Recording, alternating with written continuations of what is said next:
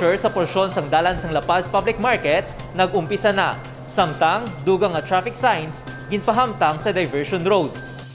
Nag-umpisa na ang road closure kag rerouting sa porsyon sang La Paz Public Market. Apektado ang mga dalan sang Huervana, Rizal kag Luna La Paz bangod sang ginakaayo nga porsyon sang merkado. Tungod nga isaydo aton vendors temporarily sa aton Rizal Street, so apektado ang ina nga portion or atubang sang aton nga La Paz Public Market sirado ina. So apektado ang nagaagi dira. So ang aton nga Luna Street La Paz nga one way gin two way na aton ina. Ang aton nga Rizal Street all traffic halin kung halin ikaw sa Capitol o kung sa Molilon o kung sa Rizal Lapus, tanan nga flow sa traffic all right butsulingon right kagid lang right turn ikaw pakadto sa may La Paz Plaza. Kung halin ikaw sa La Paz Plaza, makadto ikaw sa city proper area, all left ina. Butsulingon ma left turn ikaw Lapus mo Rizal, Capitol area, Moliloni o kung na Rizal Lapus area. No, pero kung halin ikaw sa Huervana Street or sa may Arroyo Street naton, pwede ka mangyapon dira ka left turn balik dito sa area sa Hall of Justice, city proper area o kung sa Nabitasan area naton. No? So may gamay nga rerouting kung sa una kung kasakay ikaw jeep sa Haro Cipio, Tagbak, nagaagi ikaw sa La Paz Public Market at Ubanggid, subong hindi na, no? So may gamay lang siya nga portion nga ginroute naton kag La Paz Tikod ang affected naton, Tagbak kag Haro Cipio naton. Suno sa Iloilo City Public Safety and Transportation Management, makapaayo kung sundon ang alternatibo nga dalan nga pwede maagyan para hindi na maapektuhan. Suno kay Mayor Jerry Treñas, isa lamang ini sa mga proyekto nga nagsugod na kag magasugod ang iban pang nga merkado. Nagsira na dito ang mga dalan sa La Paz. Ang masunod na muna sa Haro. Kay obrahon na ang Haro kag La Paz markets. Upod sa Arevalo. Arevalo ay kita kinanlan nga sirahan nga dalan.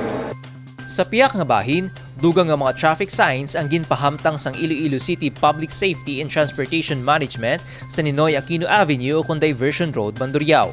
Suno sa PSTMO, katuyuan sang dugang nga mga traffic signs amo nga malikawan ang aksidente sa dalan. Si Mayor Jerry Treñas no naghatag na instruction sa aton no ang mga program sa aton dalanon i-implement pa naton no tapos na ang aton election kag ang COVID situation aton manageable na.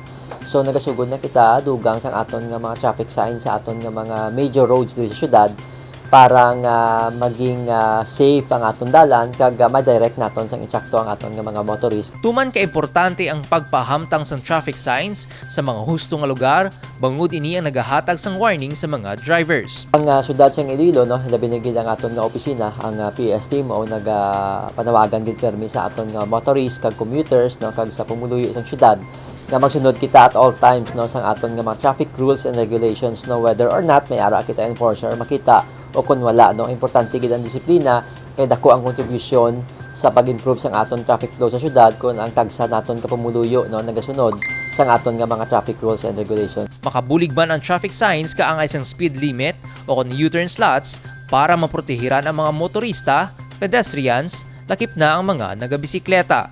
Michael Angelo Srate para sa Level Up Patrol. Pagpahamtang sa opisina sang European Chamber of Commerce of the Philippines sa Iloilo City, ginalauman nga magahatag sang trabaho sa mga Ilonggo. Nagbisita sa talatapan ni Mayor Jerry Treñas ang mga tiglawas sang European Chamber of Commerce of the Philippines o kung ECCP. Ginpabutyag sa mga ini pinagi sa Executive Director nga si Florian Gatine ang plano nga expansion sa syudad sang Iloilo. Suno kay Mayor Jerry Treñas, magluwas nga ini ang labing una nga foreign chamber sa Iloilo na istoryahan man ang pila ka mga business partnerships kag mga aktibidad sa palaabuton. Ma-set up na sila sa ila opisina diri sa aton sa syudad. You know, this is really a milestone for Iloilo City because this is the first foreign Chamber of Commerce na mabutang diri sang ilang opisina. Ang iyasang American Chamber of Commerce ang una, daw ay pat na dayon kay may pandemic nga nag-abot. Pero ang ining European Chamber, the first of all chambers nga foreign nga ari diri sa aton sa syudad. Lauman man suno sa alkalde ang posible investments gikan sa ECCP members nga sigurado magadala sang dugang nga trabaho sa mga Ilonggo. Mangin mahapos man ang pagbaligya sa mga lokal nga produkto, pananglitan mabuksan ang partnership ng syudad, kaupod ang EU Chamber. Ini nagapakita lang ara na kita sa radar sa mga dalagpo nga mga negosyo kag kun maayo ang aton pagpadalagan sang aton syudad kag manami ang environment para sa negosyo, mas madamo pagid masulod diri sa aton para nga makatag trabaho sa aton pumuluyo.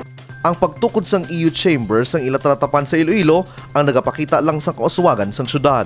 Ang kadalagan sang team uswag sa bago lang natapos nga eleksyon ang nagapasiguro sang pagpadayon sang kooperasyon sa mga lokal nga lider sang syudad sang Iloilo. Kevin Patrick Casipe para sa Level Up Patrol.